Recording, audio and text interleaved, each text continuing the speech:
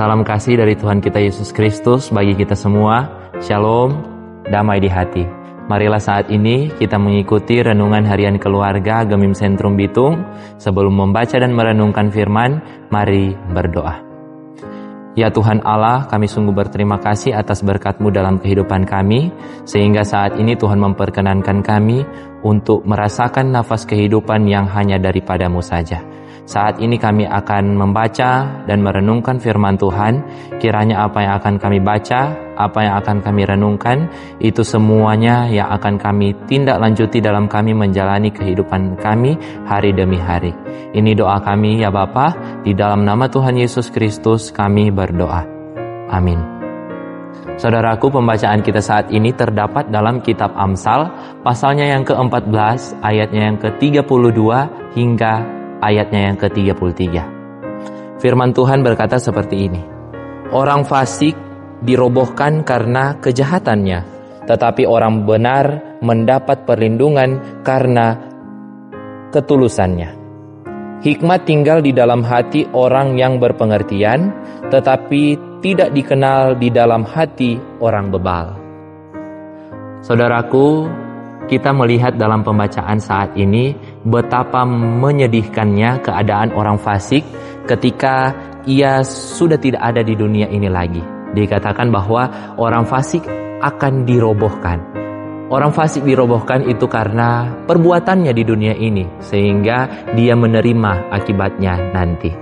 Nah, dirobohkan karena perbuatan-perbuatannya yang tidak baik, tidak mencerminkan ketaatannya kepada Tuhan. Oleh karena itu, dia dirobohkan. Namun kita melihat keadaan yang sebaliknya.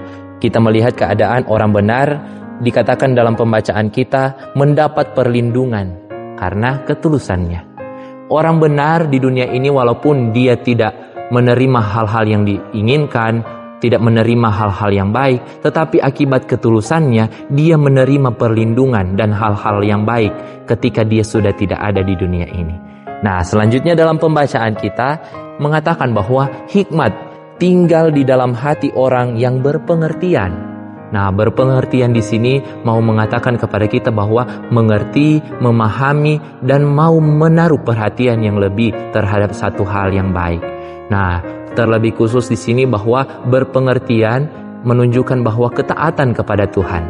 Nah, kita melihat di pembacaan saat ini, hikmat berada dalam hati orang yang berpengertian. Hati di sini mau menunjuk kepada pusat perasaan, pusat pikiran, dan pusat kehendak seseorang. Nah, jadi kalau mau dikatakan kepada kita, hikmat berada dalam hati orang yang berpengertian, berarti hikmat tersebut mempengaruhi pemikiran seseorang, mempengaruhi gaya hidup seseorang, mempengaruhi perasaan seseorang, terlebih mempengaruhi kehendak seseorang.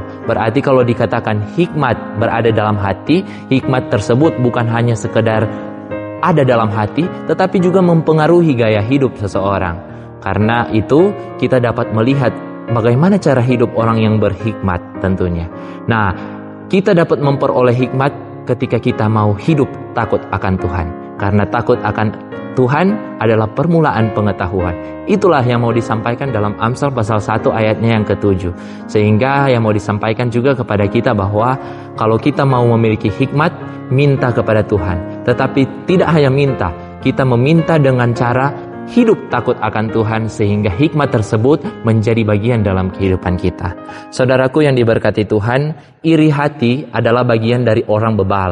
Kalau orang bebal, pasti akan ada hal-hal yang dia lakukan dan tentu tidak seturut dengan kehendak Tuhan dalam kehidupannya. Berbeda juga dengan orang berhikmat, orang benar. Tentu apa yang diperbuatnya itu seturut dengan kehendak Tuhan. Namun saat ini kita melihat realitas bahwa banyak orang yang sering iri hati terhadap orang lain. Iri hati dapat timbul pada siapa saja, tetapi kita pun bisa memilih apakah kita mau iri hati ataupun tidak. Saudara-saudariku yang dikasihi dan diberkati Tuhan, jadi pesan firman Tuhan saat ini bagi kita adalah yang pertama, mari kita menjaga hati kita supaya tetap berpaut pada Tuhan dan tetap melakukan apa yang dikehendaki Tuhan dalam kehidupan kita. Jangan kita membalas kejahatan dengan kejahatan, tapi mari kita doakan mereka yang memusuhi kita atau membenci kita. Selanjutnya yang mau dikatakan kepada kita, bahwa mari kita bertindak dengan hati-hati, memikirkan apa yang harus kita lakukan. Apakah yang akan kita lakukan ini sesuai dengan kehendak Tuhan atau tidak sesuai dengan kehendaknya. Mari kita bertindak dengan hati-hati tanpa membenci. Saudaraku, membenci itu seperti ketika kita jalan-jalan namun kita membawa sampah.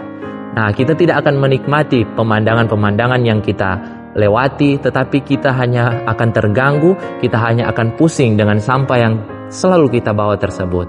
Oleh karena itu, janganlah kita membenci. Memberikan pengampunan adalah hal yang terbaik.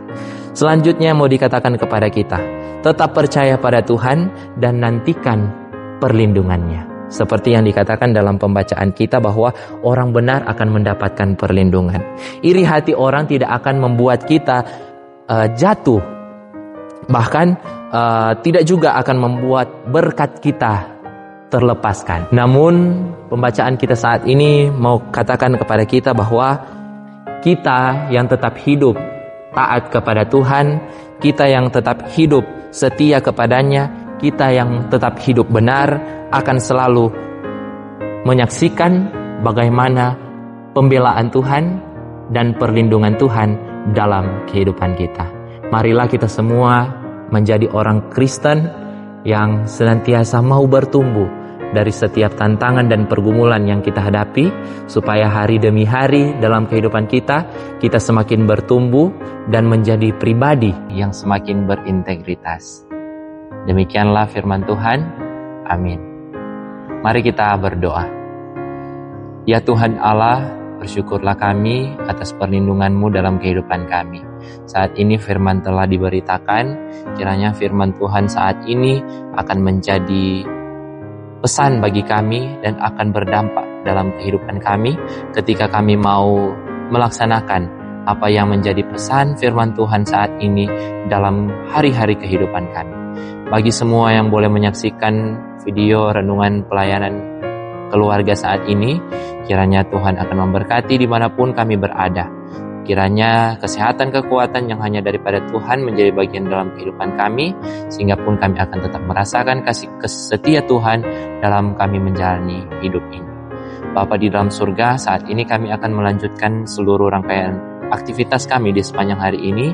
Tuhan yang akan menuntun, Tuhan yang akan menjaga, sehingga semuanya boleh berjalan sesuai dan seturut dengan kehendak Tuhan dalam hidup ini. Ini doa kami Bapa. Kami berdoa di dalam nama Tuhan Yesus. Amin. Demikianlah renungan harian keluarga saat ini telah selesai. Selamat melanjutkan aktivitas. Tuhan Yesus memberkati kita semua. Shalom, damai di hati.